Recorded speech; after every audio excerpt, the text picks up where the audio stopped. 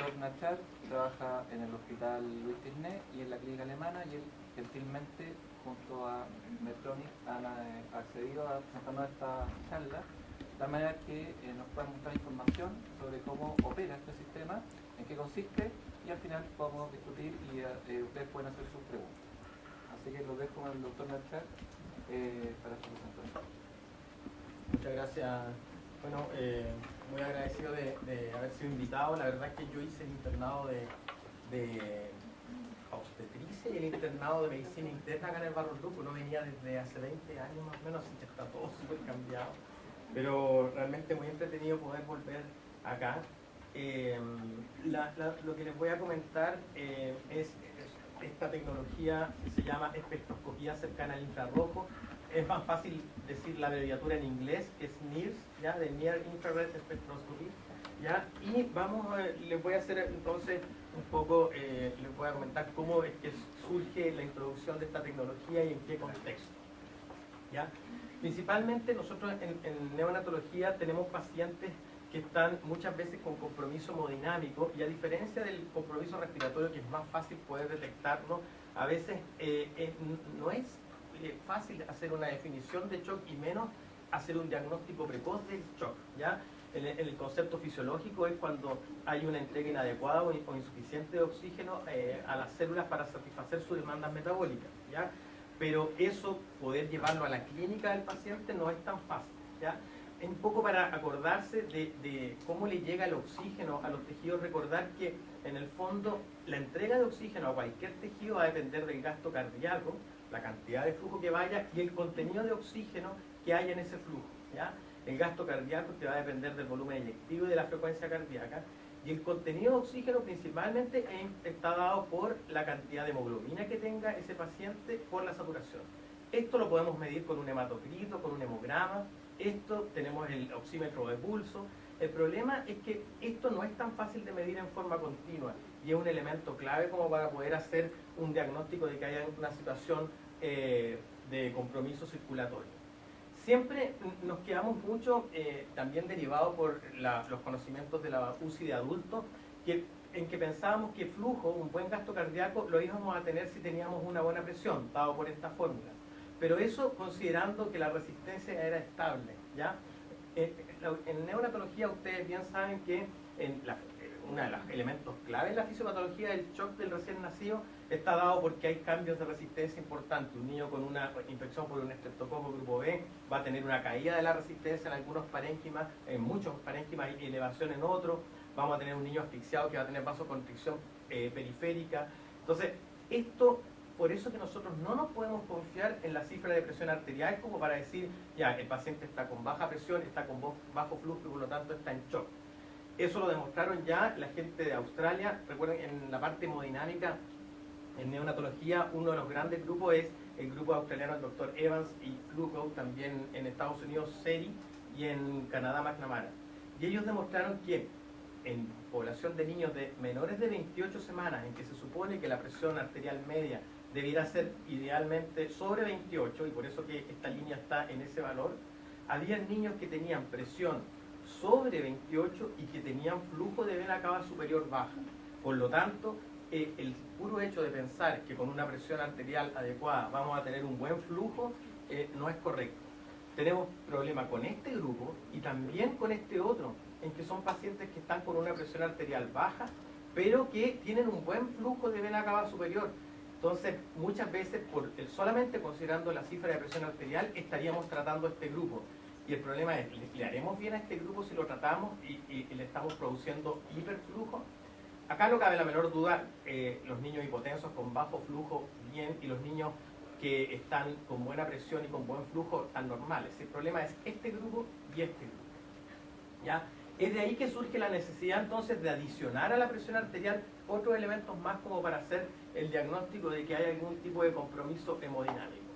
Y dentro de esos elementos, clásicamente en la monitorización habitual, la frecuencia cardíaca, ya la presión arterial sin duda que hay que considerarla.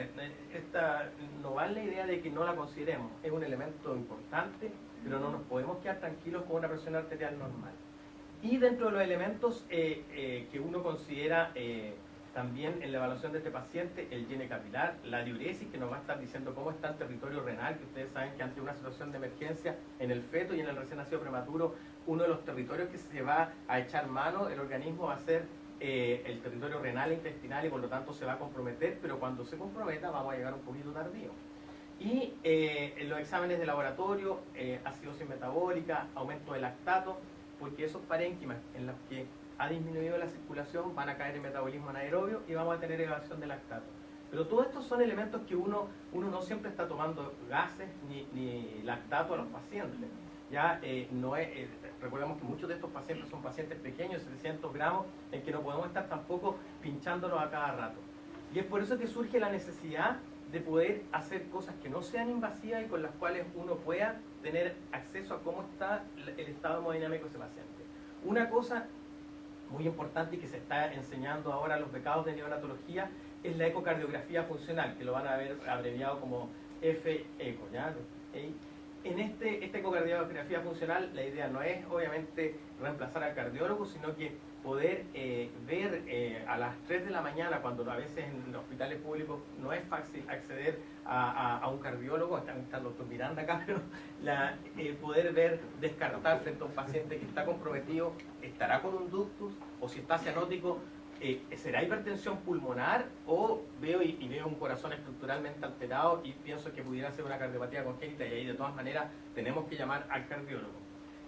Ahora, el problema es que esto también no da una información continua, no es algo, no invasivo, da mucha información, y ustedes van a ver que actualmente no se considera que el neonatólogo no pueda saber elementos bases de ecocardiografía funcional, pero no es continuo.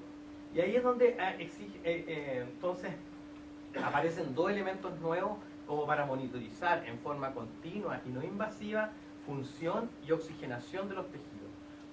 Una, para evaluar función cerebral, el electroencefalograma amplitud integral, que obviamente no me voy a referir a eso, y aquí entonces es donde entra lo que es la espectroscopía cercana al infrarrojo, ¿ya? La espectroscopía cercana al infrarrojo entonces es un método que es no invasivo, que permite monitorizar en forma continua la oxigenación tisular, y su principio físico es la transparencia relativa de los tejidos a la luz infrarroja, en este rango de luz, para que sea realmente infrarroja, ¿ya? Y lo que va a detectar es la variación de las concentraciones de hemoglobina oxigenada y de hemoglobina no oxigenada.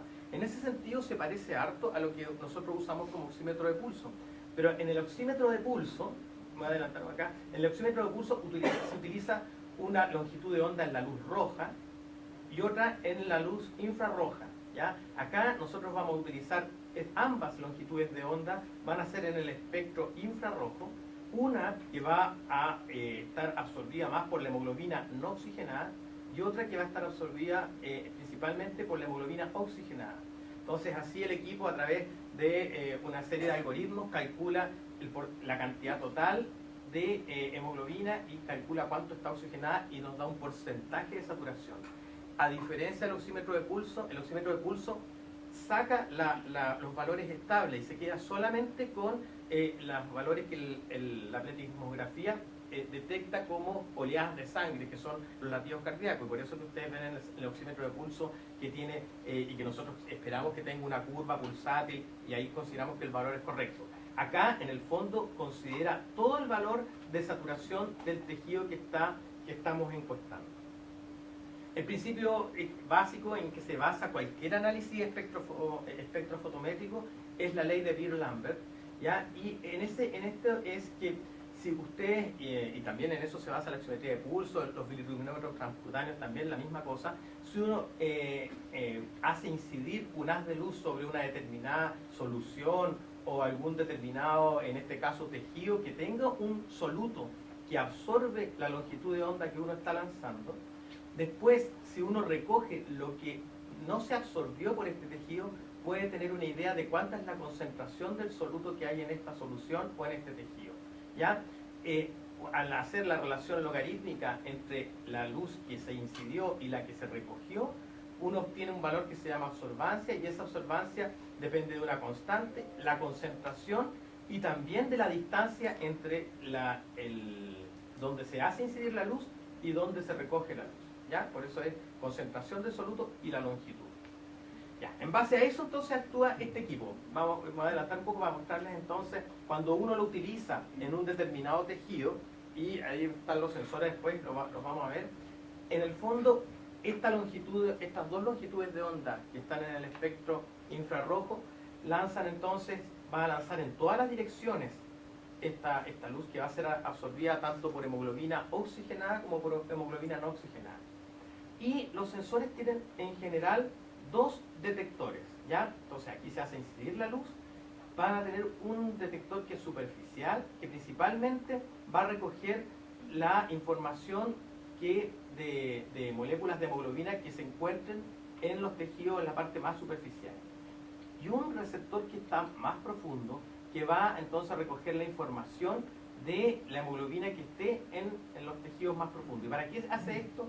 Para que el equipo, a través de un algoritmo, reste esta información y así nos quedemos solamente con el valor de la saturación a este nivel, que en el fondo es lo que nos interesa saber principalmente cómo está oxigenada la corteza cerebral o el cerebro en sí, no cómo está el cráneo, porque si hay un cefalomatoma voy a tener valores, si considero los valores superficiales me va a estar interfiriendo mucho ese valor, ¿ya? Entonces el equipo es, ya esto lo comenté, el equipo es ese que ustedes ven ahí adelante, ¿ya? Que es un monitor entonces que tiene para 4 canales. Nosotros en este momento, donde lo estamos utilizando principalmente en la clínica, usamos 2, el cerebral y el renal. Después les voy a comentar la utilidad que tiene eso. Y los sensores son, bueno, han ido cambiando. Esto es una foto que voy a tomar una foto más nueva, pero son sensores que parecen así un parchecito, así que no son para nada no amistosos, y el papá no se va a ver complicado al ver a su hijo con este sensor puesto, ¿ya? El equipo que está aquí presente, el equipo que yo más conozco, porque cuando fui a Estados Unidos a hacer un estudio en relación a manejo del recién nacido con compromiso hemodinámico, me tocó trabajar con este equipo en un modelo animal, y este INVOS entonces genera 2 longitudes de onda, ambas, como conversábamos, en el espectro infrarrojo. Tiene estos detectores que están a 3 a 4 centímetros, y como les comentaba, el superficial para poder después descartar esta información y quedarnos solamente con esta otra información. Ahí hay una bobita que está con el sensor. Al tomarle una radiografía ustedes se fijan que ahí está el emisor de la luz, el detector superficial y el detector profundo, ¿ya? Esto es para ahora, ese valor que se obtiene, ¿ya? El que va a aparecer en la pantalla, por ejemplo, ahí 65, 67, 70 que ustedes ven, ¿qué es? Es la saturación de hemoglobina que está en ese tejido, ¿ya? Esta diapositiva entonces la puse para que ustedes, en el fondo, no es saturación arterial, que es la saturación pulsátil que está dando el oxímetro. Tampoco es venosa pura, ¿ya? Cuando uno está encuestando la hemoglobina en un tejido, principalmente es venoso, entre un 70 a 80%. Hay algún componente de sangre arterial que está en las arteriolas, pero que es de un 15 a un 25%, y la sangre capilar del tejido, que es más o menos un 5%. El promedio de todo esto es lo que se ve en la pantalla.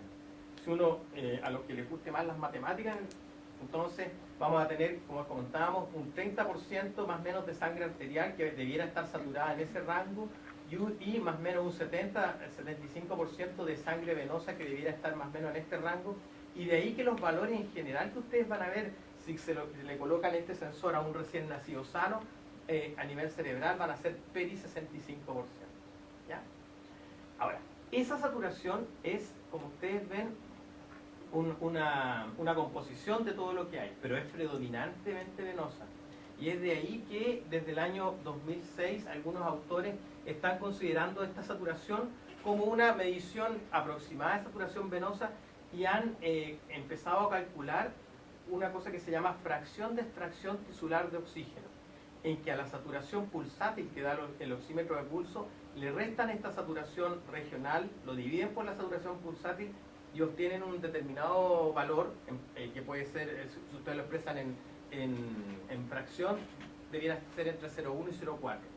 Y ese valor está tomando cada vez más relevancia, y ustedes van a ver que cada vez hay más literatura que habla de que cuando ese valor excede 0,4, estamos en una situación en que el parénquima está en una situación de compromiso hemodinámico porque no le está llegando la cantidad adecuada de oxígeno y por lo tanto está extrayendo mucho oxígeno para poder funcionar, ¿ya?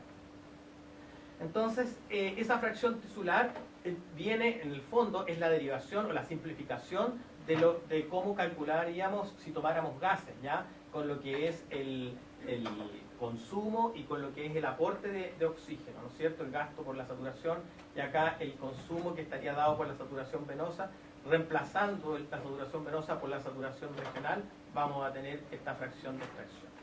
Como les contaba, lo normal en el territorio cerebral debiera ser 0,10 a 0,4. Ahora, ojo, este valor, ¿por qué se podría aumentar mucho? Porque no le está llegando suficiente oxígeno y por lo tanto extrae más. También si el metabolismo de ese parénquima aumenta mucho, también puede aumentar, pero en general no es una situación que se dé con mucha frecuencia en las patologías neonatales.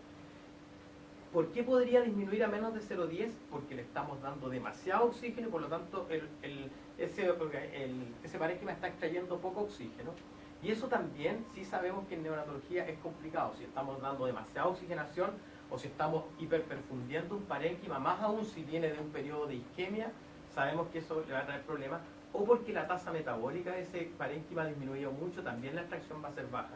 Por lo tanto, nos tenemos que estar atentos si la extracción es menor de 0,10 o si es mayor de 0,40. ¿Ya? Siempre ante cualquier tecnología, ustedes saben que primero se prueba en modelos animales, ¿ya?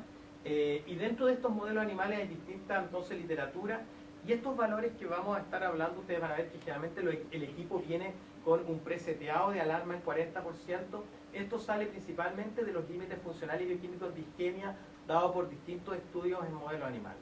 Estos fueron cerditos a los que se les sometió a hipoxia, ¿ya? Y se les medía el electroencefalograma y ellos vieron que aparecían alteraciones menores del electroencefalograma si la saturación cerebral de estos cerditos caía de 55 y alteraciones importantes del electroencefalograma si la saturación caía de 45. Y de ahí que entonces se empezó a tomar como 40 como primer valor de referencia. Al medir ATP y lactato, entonces se empezó a ver que en realidad estos valores realmente aumentan en forma significativa si la saturación cerebral en estos cerditos caía bajo 54, bajo 50, ¿ya? Y es por eso que esos fueron los primeros valores que se empezaron a usar como referencia. Ahora ya tenemos más valores en neonatología y eso es lo que les voy a comentar al final de la presentación, ¿ya? Esto es más que nada para comentarles de que cuando uno hace esto en cerditos, estos son cerditos de 1.1 a 5.4 kilos, uno puede obtener que si bien la saturación cerebral no es exactamente saturación venosa, pero sí un 70-80% venosa, hay una correlación que es bastante adecuada entre ambos valores y por lo tanto uno puede así saber que en el fondo está viendo cómo se ha estado consumiendo el oxígeno en ese tejido. Si a este modelo animal, espero que no haya nadie muy defensor, o sea, obviamente todo esto se hace con anestesia, los cerditos no sufrían, ¿ya? No les duele, se lo juro, porque todo esto va sometido a un comité de ética, de verdad, no es chiste. De verdad, no es chiste. Esto, el cerdito se anestesia y se hacen todos estos procedimientos, ¿ya? De hecho, acá en Chile lo hemos replicado y hay una veterinaria que es muy defensora del animal y ella es la que le da la anestesia a los cerditos, ¿ya?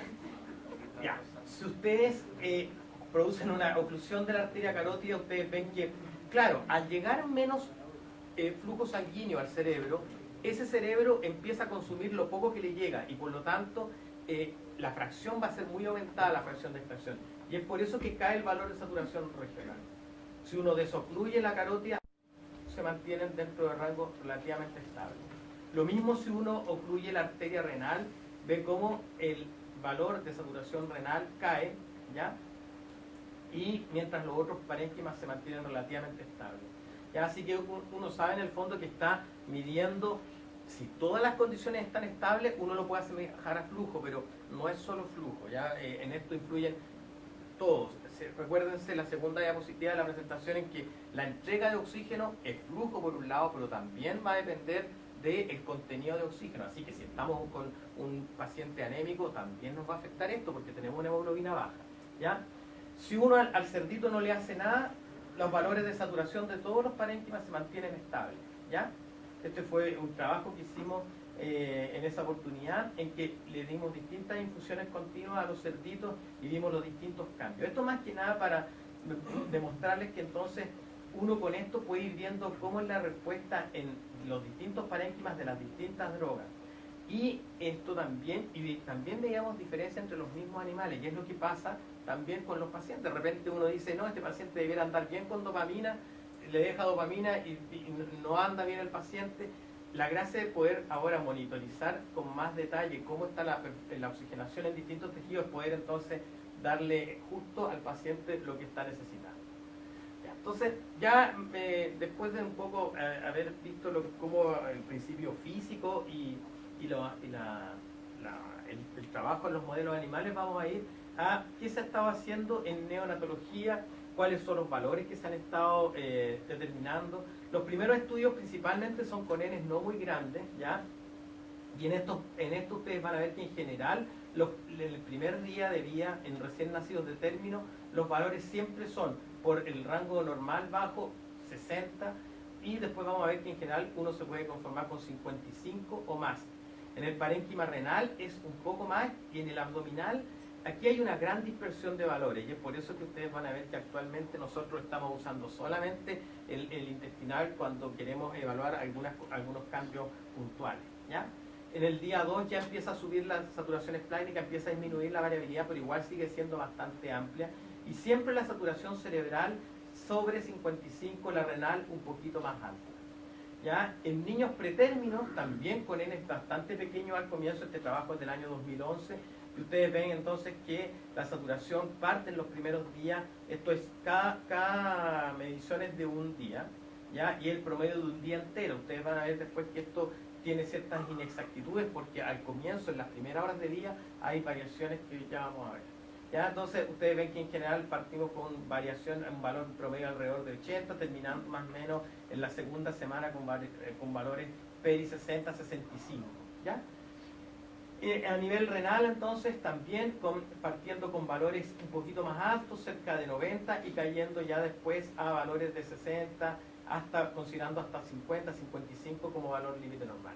Y en abdominal la verdad es que ustedes ven que la dispersión de valores es bien importante, y por eso que no les puedo dar ningún valor como de referencia. Esto también va a mostrarles que la variabilidad en los valores a nivel de, si uno coloca el saturador abdominal como para ver perfusión intestinal, porque en el fondo te dicen, claro, si yo ahora puedo medir la perfusión en los distintos parénquimas, una opción podría ser esos niños PEC que uno tiene tanto susto de alimentar, poder colocarle el sensor en el abdomen y definir cuándo poder alimentarlo. La verdad es que en niños muy pequeños la variabilidad es tan alta que todavía no podemos tomarlo como un elemento en consideración. No así la renal y la cerebral, que dan información que es bastante estable si el paciente está estable. Esto también medido en pacientes en condiciones estables. Ustedes ven que la variabilidad en la saturación cerebral y en la renal son bastante aceptables. En cambio, en la abdominal la variabilidad es bastante importante. En donde más hay literatura, donde la gente que tiene más experiencia con espectroscopía cercana al infrarrojo en población pediátrica y neonatal, es en el grupo de pacientes con cardiopatía congénita, especialmente los que van a ser sometidos a pabellón, ¿ya? Y entonces en Estados Unidos tienen una base de datos de más de 4 millones de pacientes, en los cuales ellos, dentro de la cirugía cardíaca en Estados Unidos, ya el NIRS es un gold estándar, ¿ya? Y ellos miden no solo la saturación cerebral, que a nosotros nos parecería bastante lógico porque queremos ver que este cerebro esté bien perfundido, sino que también miden la saturación renal como una forma de poder evaluar cómo está la perfusión en todo el cuerpo y si hay pérdida de autorregulación cerebral, ¿ya? Ellos lo que han visto, ¿ya? Es que en el 23% de las ocasiones en que surgió alguna complicación derivada ya sea de la cirugía, del bypass y todo, el 23%, el primer parámetro que evidenció algún problema porque cayó más allá de un 20% o porque cayó bajo los valores considerados dentro del rango normal, fue la saturación cerebral, ¿ya? Y es por eso que ellos en general lo han tomado como un elemento de de monitorización que ya están considerando en todos los pacientes. Hay algunos, para no alargar demasiado la presentación, algunos trabajos ya en que demuestran que cuando un paciente con cardiopatía congénita durante una cirugía con circulación extracorpórea, la saturación cerebral cae bajo 50% por más de 2 o 3 horas, hay aparición de nuevas lesiones a nivel de la resonancia cerebral y posterior entonces complicaciones neurológicas, secuelas neurológicas que se han asumido secundariamente. Ahora no son trabajos randomizados controlados, son reportes que se han ido haciendo con un IN moderado. ¿Ya? Dentro de lo que son la medición y especialmente siempre en neonatología, ustedes saben que una de las cosas más complicadas ha sido pensar en el periodo de la transición, cómo es la oxigenación, cómo se va distribuyendo el oxígeno y los flujos. Es que en Austria y en Holanda se han hecho bastante protocolos de medición de cómo es la saturación, tanto pulsátil, que ustedes saben que la saturación pulsátil tiene esta curva, los niños no siempre nacen algo cianótico y se van colocando rosados con el pasar de los minutos, ¿ya? Y la saturación, bueno, a estos niños que nacían por parto vaginal, mientras estaban en apego, se les colocaba este parchecito a nivel cerebral y se medía la saturación cerebral. Y estos fueron los valores que ellos encontraron con un N de 63. Se recuerdan que la fracción de extracción es esta saturación menos esta partido por esta.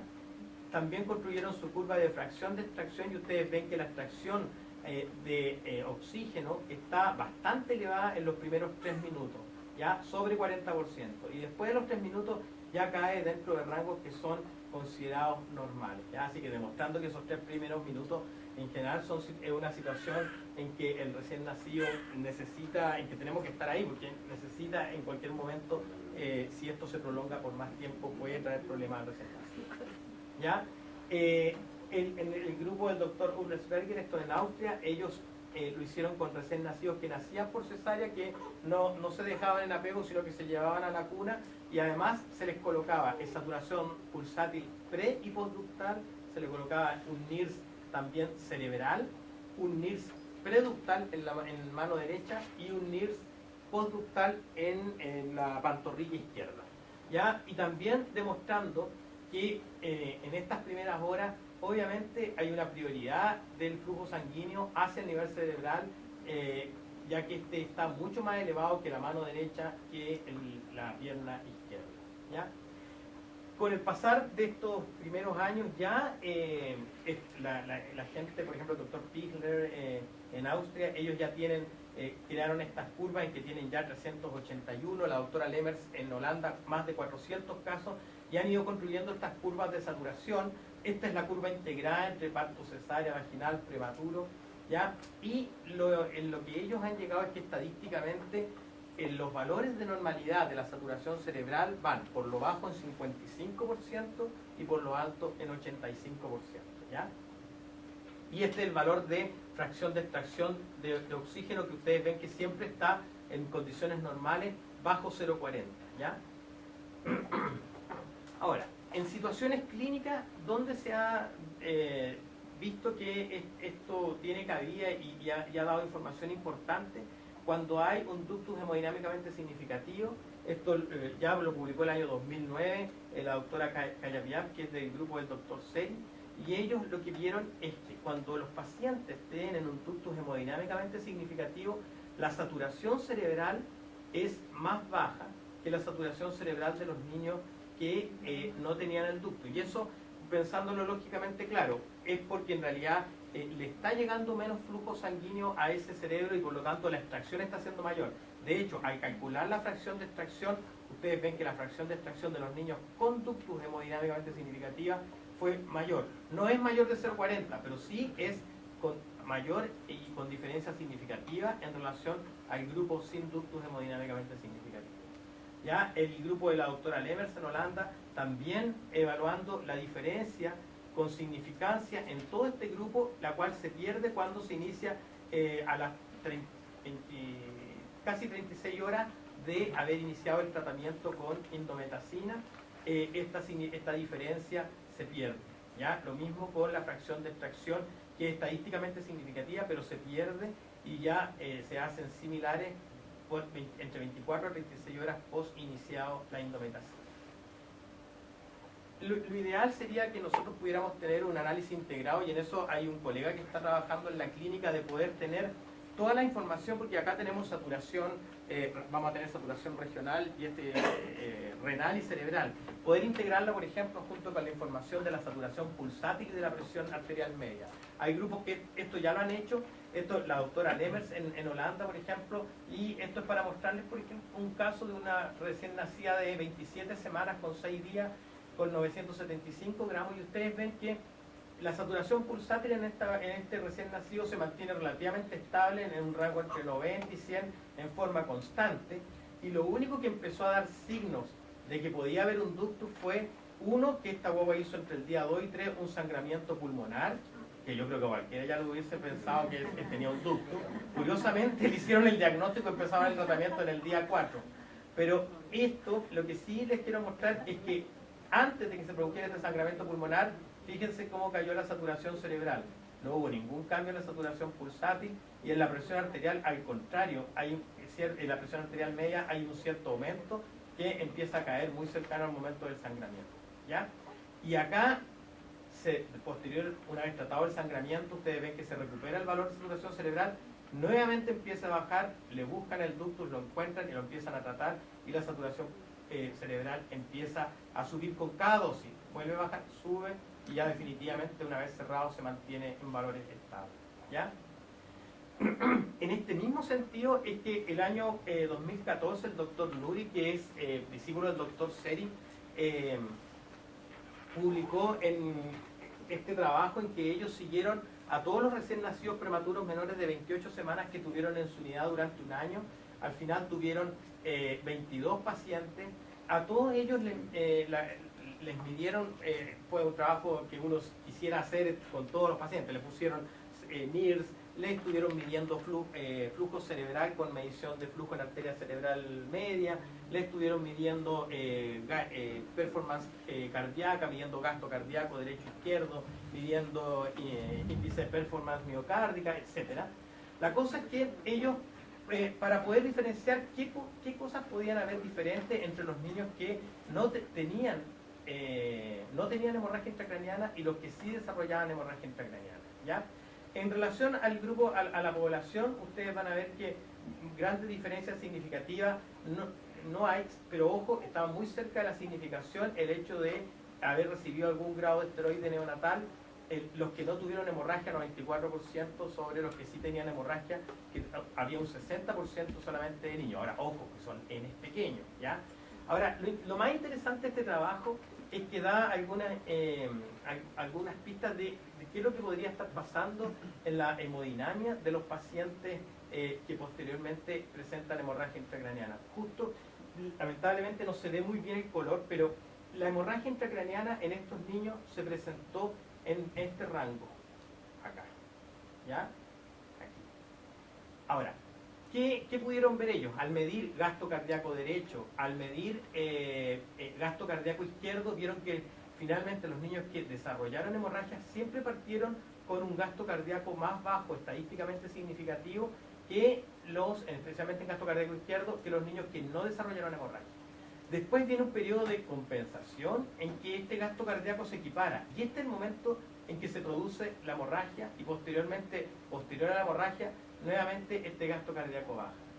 Sí, en la mejoría también en los índices de performance miocárdico, ustedes ven que entra como un estado de sobrecompensación cuando ocurre la hemorragia, y posteriormente cae después de haber producido la hemorragia.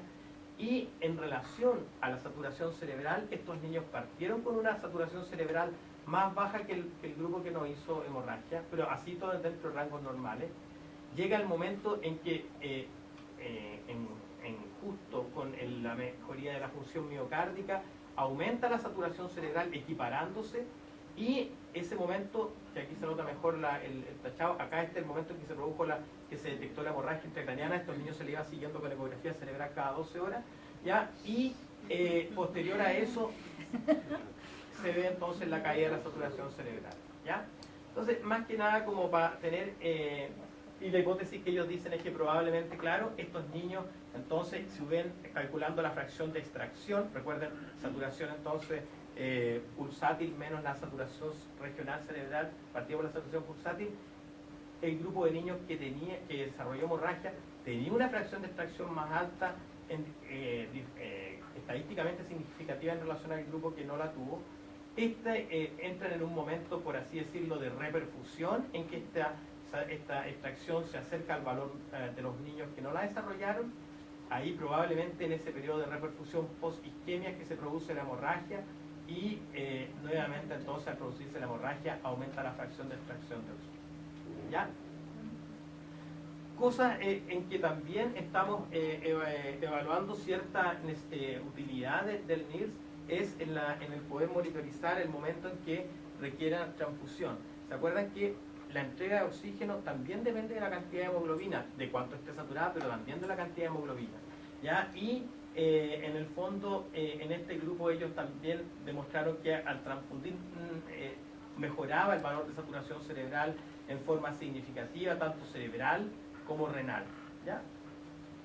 En relación a hipotensión, también de la doctora Lemers, para mostrarle un caso de un niño de 40 semanas de 3,8 kg, ¿ya? Y que desarrolló una sepsis, ¿ya? Y ustedes ven, por ejemplo, pudiendo incorporar, y que eso es lo que queremos y en lo que se está trabajando, tener las 3 señales, ojalá en algún tipo de computador en que uno pueda ver, y acá ellos ven claramente que en la medida que está hipotenso este niño, 40 semanas, y miren las presiones arteriales que tiene, en la medida que lograron mejorar cierta medida las presiones arteriales, se veían mejorías de la saturación cerebral. Esto está demostrando que este niño tiene una autorregulación que se perdió, porque está el flujo sanguíneo, en este caso, la oxigenación está totalmente dependiente de la presión arterial. Y esto está dado por una sepsis, en este caso, por un estreptococo grupo B. ¿Ya? Y lo otro importante, ustedes ven que la saturación pulsátil, claro, al comienzo parte muy mal, pero muchas veces la saturación pulsátil es el último elemento que se echa a perder, y por eso que no nos podemos confiar solamente de esto. También, y en lo cual hemos también estado teniendo experiencia en lo que es la CO2 y el flujo sanguíneo cerebral.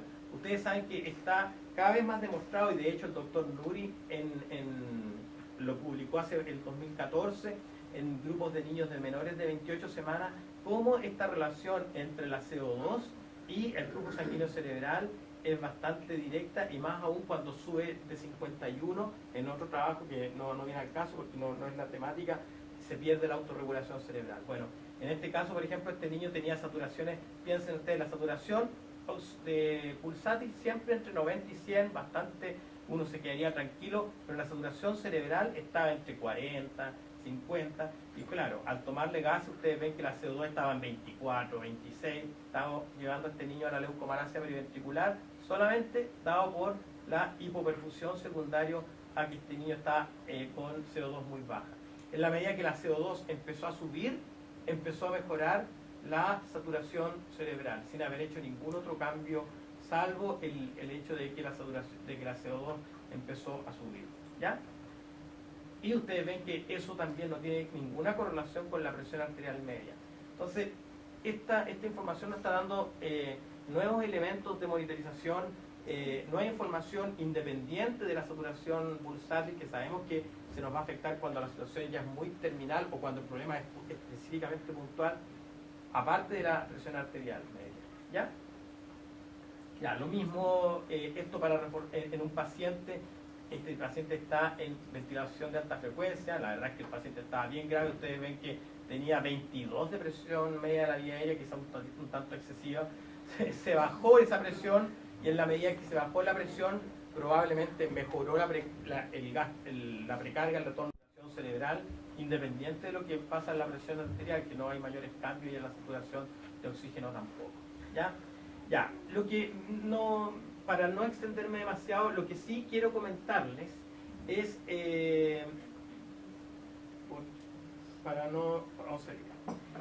es dos trabajos, del doctor Alderliesten, ¿ya? En que ellos en el fondo fue ver la hipotensión en pretérmino, si la presión baja tenía alguna correlación con el resultado en el neurodesarrollo a los 18 meses, ¿ya? Los casos fueron 66 recién nacidos pretérminos menores de 32 semanas tratados por hipotensión, ya con dopamina y sin ducto arterioso para sacar esa variable como un elemento que pudiera estar influyendo. Y los controles recién nacidos variaban la misma edad gestacional, peso de nacimiento, ¿ya? Y a ellos se les monitorizó presión arterial, saturación pulsátil, NIR cerebral, ¿ya? Las primeras 72 horas. ¿Ya? Y ustedes ven entonces que, claro, en valores de baja presión arterial, obviamente, en el grupo de los casos fue significativo el valor de presión arterial bajo, entonces, ¿no es cierto? Pero al ver los valores de saturación cerebral hay un discreto aumento, pero no dio estadísticamente significativo en relación a valores bajos de saturación cerebral. Cuando vieron el neurodesarrollo entre los casos, los hipotensos y los no hipotensos, a los 18 meses prácticamente no vieron ninguna diferencia. Y al empezar a hacer el análisis de los pacientes que tuvieron saturación menor de 50 por más del 10%, que fueron tanto 13 casos como 13 controles, o sea, niños que no estuvieron hipotensos, esos niños que tuvieron una saturación cerebral tuvieron un score en el neurodesarrollo significativamente menor que los recién nacidos que no tuvieron saturación cerebral menor de 50. Y es de ahí entonces también que se ha tomado este valor de 50. Es cierto que el trabajo no fue hecho para esto, pero sí dio otro elemento más a considerar. El trabajo que sí fue hecho y que yo les diría que lo que más nos ha motivado a implementar esta utilización de esta tecnología en nuestros pacientes de uso en la clínica es este trabajo de un colaborativo europeo, ¿ya? Entre los cuales está la doctora Pellicer, que ya ha venido bastantes veces a Chile, y ellos lo que quisieron ver era medir la saturación cerebral en los niños prematuros, ¿ya? Y ver si monitorizando esta saturación cerebral podíamos tener a un paciente con menor secuelas, con menor compromiso del punto de vista neurológico. Y para hacer el ciego, entonces, ellos tuvieron a todos los pacientes se les monitorizaba con todo lo que tienen en el UTI, todos tuvieron NIRS, pero hubo un grupo, los pacientes, en que los médicos sí tenían la información del NIRS, y la idea era mantener esa saturación cerebral entre 55 y 85. El grupo control no tenía acceso a la información del NIRS, el monitor estaba tapado y se usaban cuidados estándar, lo que nosotros habitualmente usamos, o sea, presión arterial, saturación pulsátil, ¿ya? Los grupos son relativamente similares, un poquito más pequeños los niños del NIRS, pero no estadísticamente significativo, ¿ya? Y lo importante es que ya, obviamente, en el grupo de niños que tenían acceso a poder ver las cifras de NIRS, el porcentaje de tiempo en que ese cerebro estuvo bajo el valor de 55 o sobre 85 fue estadísticamente diferente. Y eso era lógico, porque unos podían ver el valor y otros no podían ver el valor. Lo que llamó la atención, porque la idea era ver después a largo plazo si habían alteraciones en las imágenes o si habían alteraciones posteriormente, esto va a salir más adelante, en el neurodesarrollo. Lo que les llamó mucho la atención es que la mortalidad fue 14% en el grupo de niños que sí tenían acceso al NIR cerebral versus 25% en el grupo control. Y ustedes ven que estadísticas, o sea, en lo que era porcentaje de sexo masculino o de peso o de edad gestacional, son bastante similares. Yo diría que incluso discretamente es peor el grupo del NIRS, hay más sexo masculino que en el NIRS ciego. Esto no dio estadísticamente significativo, pero sí porque dio ajustado 0.10, pero no ajustado les daba 0.049. Y esto es lo que ha motivado entonces que se está empezando un nuevo trabajo en el cual, con un mayor N, con más centros, para poder ver si esto se replica, si realmente es esta diferencia importante, porque la verdad es que estuvo bordeando la significación, la mortalidad por todas las causas, ¿ya? La otra cosa importante es que en relación a otro tipo de hallazgos, discretamente aumento, eso sí, en el grupo de NIRS, de displasia y de retinopatía. Y la explicación de esto probablemente sería que al tener estos elementos muchas veces se recurría a aumentar la FiO2 para poder aumentar la entrega de oxígeno, ¿ya? Ahora, viendo qué se hizo con los pacientes diferentes en relación al grupo de que tenía la información del NIRS a los que no la tenían, y la gran diferencia estuvo en el número de ecocardiografías realizadas. el grupo de médicos que tuvo acceso a la información del NIRS, ustedes ven que se hicieron, el 61% de niños tuvo ecocardiografía versus 47%, y esto dio estadísticamente significativo. Se detectó más ductus, 22 versus 11, y se trató más ductus, 18% versus 6%. ¿Ya? Así que, ahora, achacarle todo al ductus obviamente no sería irresponsable de parte nuestra y de parte de los autores, pero dando nuevamente el concepto de que el NIRS está avisando algo, y la idea es, ya que está esa señal de aviso, empezar a investigar qué es lo que está pasando. ¿Cuál es la guía que ellos seguían de tratamiento cuando el NIRS bajaba de 55 o subía de 85? La verdad es que está considerado, obviamente, ver si había hipotensión, tratarla, hacer ecocardiografía para ver si había, cómo estaba el gasto cardíaco, para ver si había problema de volumen, si había también presencia de ductus o no, ¿ya? Y también evaluar la cantidad de hemoglobina, porque en algunos casos estaba bajo el rango y eso era la causa de que estuviera baja la saturación. Evaluar el estado respiratorio, porque muchas veces pasaba que o estaban con baja FiO2 y subían la FiO2, o estaban también muy hiperventilados con una CO2 baja, y eso era lo que estaba haciendo que llegara menos flujo cerebral y caía la saturación cerebral, y lo que había que hacer en ese caso obviamente era disminuir el volumen minuto, disminuyendo entonces el apoyo ventilatorio. ¿Ya? Y en caso que la saturación saliera sobre 85, que también es dañino porque estamos hiperperfundiendo este parénquima, entonces disminuir la FiO2, disminuir la presión media de la vía aérea, o sea, los componentes que afectan la entrega de oxígeno en la parte respiratoria. Ya podría ser también que esto fuese porque la CO2 está muy alta y por lo tanto ahí pasó dilatación cerebral y ahí hay que aumentar el volumen minuto, ¿ya? O también, ojo, que un factor que puede influir es el nivel de glucosa, ¿ya?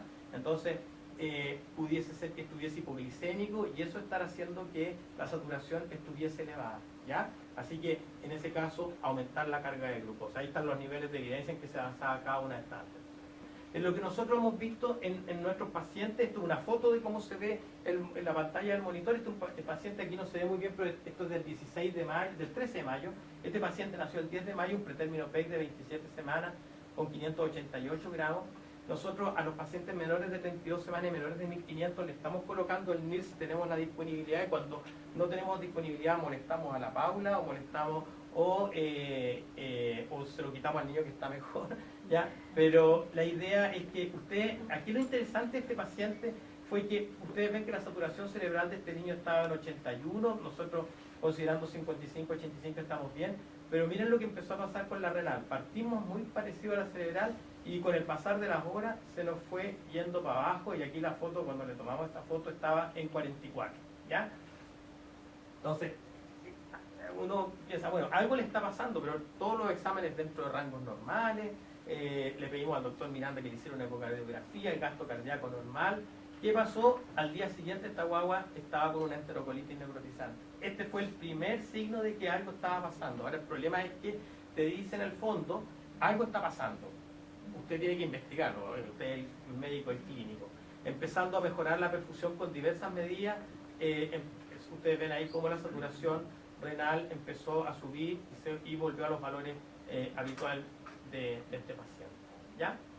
Entonces, en resumen, nosotros en la clínica lo estamos usando principalmente haciendo nuestra propia experiencia y en base a la literatura, básicamente al trabajo colaborativo europeo que les mostraba recién, en pretérminos menores de 32 semanas y o menor de 1500, niños con encefalopatía hipóxico-isquémica, especialmente si están en hipotermia, ya que yo no les mostré, hay una diapositiva ahí en que hay bastantes reportes de que en hipotermia, como baja el metabolismo cerebral, los valores de NIR cerebral tienden a subir, ¿ya? Pero una vez que se recalienta, esos valores tienen que bajar. Se ha visto que los niños que no bajan NIR cerebral y se mantiene alto, son niños que van a cursar posteriormente con daño cerebral. Ahora, esto es muy preliminar, yo no puedo ser tan irresponsable de decirle, sí, esto es obviamente sacramentado, es un elemento más a considerar. Niños con hipertensión pulmonar lo estamos usando, niños con hernias diafragmáticas, ¿ya? los que cursan con compromiso hemodinámico determinado porque la PAM les cayó menor que la edad gestacional por más de media hora, caída de la diuresia menos de 1 ml por kilo hora en un lapso de 4 horas, acidosis metabólica de causa no precisada y aumento del ácido láctico de causa no precisada. Entonces, en resumen, es un método no invasivo de monitorización de la oxigenación tisular. La gracia es que está al lado del paciente y es en tiempo real. Se puede utilizar en protocolos como un elemento más dentro de la monitorización hemodinámica clínica. Ya nosotros en la unidad, la verdad es que Jorge Torres, que es nuestro coordinador técnico, Irene Montoya y Claudia Sánchez, que son las encargadas de la parte hemodinámica, la verdad es que nos ha ayudado harto y hemos ganado harta conocimiento en relación a esto y al estar viendo uno empieza a encontrar cosas y lo que pasa es que demanda más tiempo porque es un nuevo elemento que hay que estar atento y muchas veces ¿en qué termina esto? En que uno llama más al cardiólogo o uno termina realizando más ecocardiografía, ¿ya? La saturación cerebral ofrece valores bastante estables así como la renal y en recién nacidos pretérminos, eso sí, la variabilidad intrapaciente es plánica y significativa y es por eso que en general nosotros no lo estamos utilizando. En algunos casos lo hemos usado como para ver si podemos guiarnos en relación a la enterocolitis, pero la verdad es que todavía no están dadas las condiciones como para utilizarlo para eso. Pero sí, ustedes ven que la saturación renal da bastante información, especialmente los cardiocirujanos lo utilizan, nosotros lo empezamos a usar hace algunos meses atrás y hemos tenido este caso. Si hubiésemos tenido solo la saturación cerebral, en este no nos hubiésemos dado cuenta de nada. Esto es lo último. La verdad es que agradecer a la gente de Medtronic que está acá, porque gracias a ellos también hemos podido, ella es la anestesista para que me crean la veterinaria que anestesia al cerdito, ya está Rubén, está la Paula, está una de nuestras enfermeras, está el doctor Jorge Torres, estamos cada cierto tiempo haciendo un modelo hemodinámico con un cerdito al cual entonces lo ventilamos, ustedes ven que está ahí con ventilador mecánico, lo tenemos con parámetros, con un monitor multiparámetro, obviamente la información del NIRS también, y con diversas drogas vasoactivas y eso también nos ha permitido bastante ganar en experiencia en relación a cómo va funcionando el equipo, distintas cosas que pueden influir en los valores que uno tiene, y ha sido un aprendizaje para todos. Así que si alguna vez alguien se motiva y quiere, es largo porque empezamos, son como 10 horas de estar ahí encerrado, pero entretenido, Así que si alguien se interesa algún día en ir, porque la otra gracia es que ahora hemos incorporado también a 2 colegas que le hacen ecocardiografía al cerdito. Así que bien interesante.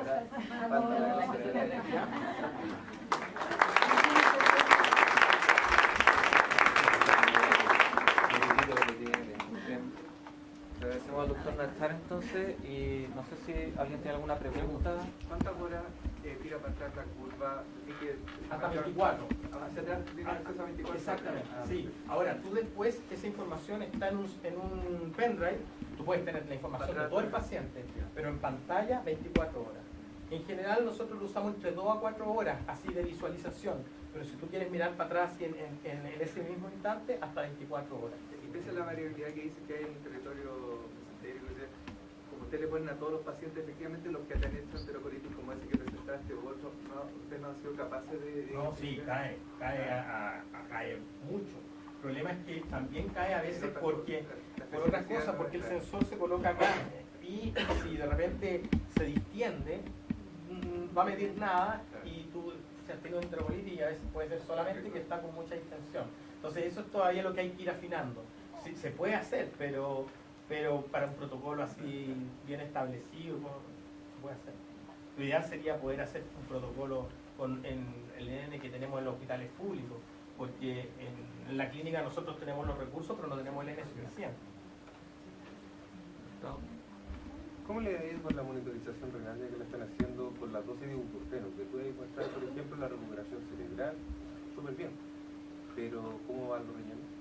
En los riñones se produce en la mayoría de los niños una cierta caída posterior a la pero esa caída como probablemente si le pusiéramos en bolo, veríamos, no lo hemos hecho, obviamente por el bien del paciente, veríamos una caída más significativa.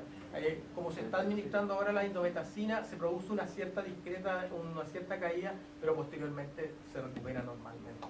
Ya no hemos visto ningún caso en el cual la caída haya sido significativa, menos de 40, no. Una cosa. Pero falta de hemorragia, te puedes predecir, por ejemplo, según que tuvo una guagua que las 6 horas empiezan ya con hemorragia, según que ya tiene 24 horas, y cuando sube el calor, uno puede decir, permito, está como para sangrar. Sí, o sea, en el fondo, exactamente, sí.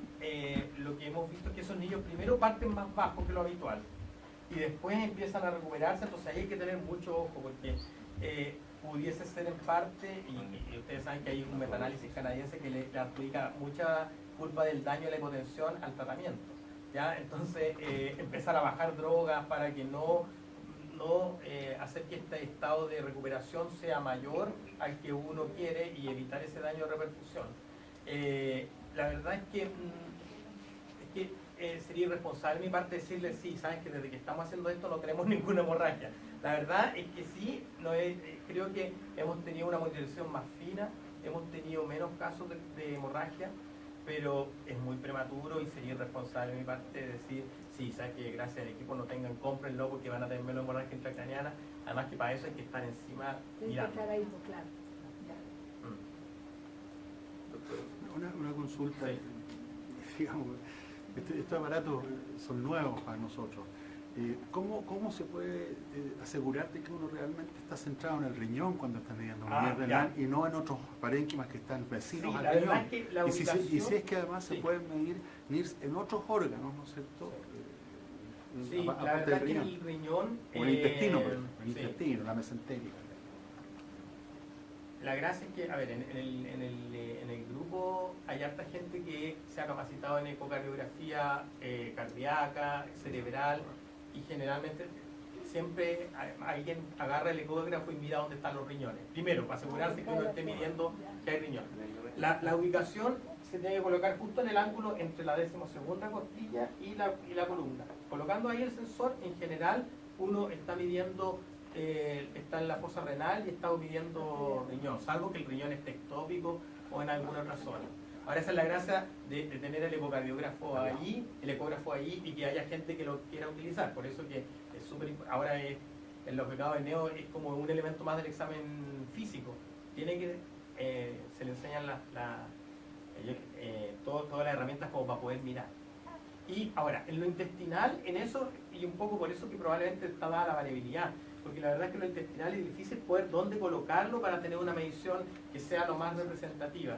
Más que nada se ha colocado siempre periumbilical para que no afecte, y contrario al lado del riñón, para que no esté afectando la señal luminosa del otro. Ya ahí es difícil poder establecer. Que se puede colocar en otros parénquimas. Ustedes, no sé si vieron dentro de las cosas que les mencioné, gente que para medir diferencias en circulación periférica con central lo ha colocado en tobillo, en mano. Ahora, utilidad clínica, eso solamente más que nada para la investigación. Utilidad clínica, cerebral, renal, esplácnica podría ser. Hay gente que lo ha colocado sobre el hígado también. La verdad es que no, sin mucha utilidad práctica. El ecógrafo tiene que estar al lado. Sí, es que eso es clave. Es clave. Si esto da una información súper bonita y útil, pero se necesita que alguien, entonces, ya, te da el signo de alarma, ahora hay a buscar qué es lo que está pasando y por qué ocurre